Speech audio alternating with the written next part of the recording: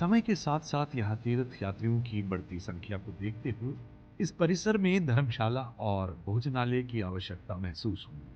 तब गुरु जी की प्रेरणा और इच्छा अनुसार ओसवाल परिवार ने धर्मशाला बनाने का संकल्प लिया। ओसवाल फाउंडेशन और Jawaharlal Oswal public charitable trust के संस्थापक श्री जवाहरलाल ओसवाल जी ने एक अत्यंत सुंदर और कलात्मक भवन का निर्माण किया।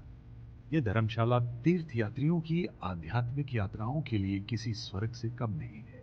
श्री जवाहरलाल ओसवाल और श्रीमती अभिलाष ओसवाल द्वारा निर्मित ये धर्मशाला उनके माता पिता श्री विद्यासागर ओसवाल और श्रीमती मोहनदई ओसवाल की स्मृति में बनाई गई।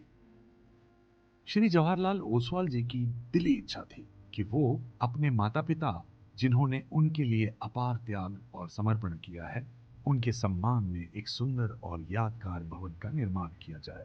ये भवन जैन समाज के हित में काम आए और आने वाली पीढ़ियों के लिए प्रेरणा का स्रोत बने।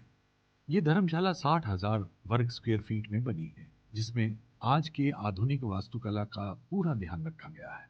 यहाँ कुल 53 कमरे हैं, जिसमें 3 बेड वाले 46 कमरे और 7 डिलक्स सूट्स हैं, जो आधुनिक सुविधाओं से सुसज्जित हैं और किसी भी 3 सितारा या 4 सितारा होटल से कम नहीं।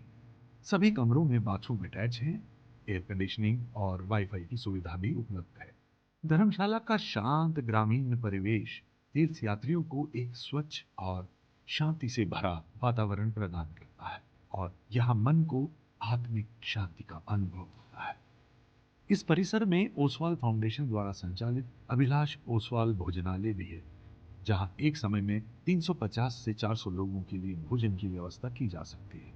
यहाँ भोजन जैन परंपराओं के अनुसार परोसा जाता है और बैठने की अत्यधिक और उत्तम व्यवस्था उपलब्ध है। इसके अलावा इसके साथ ही एक प्रवचन हॉल का निर्माण भी किया गया है, जिसमें एक समय पर 300 से 500 लोग एक साथ बैठ सकते हैं।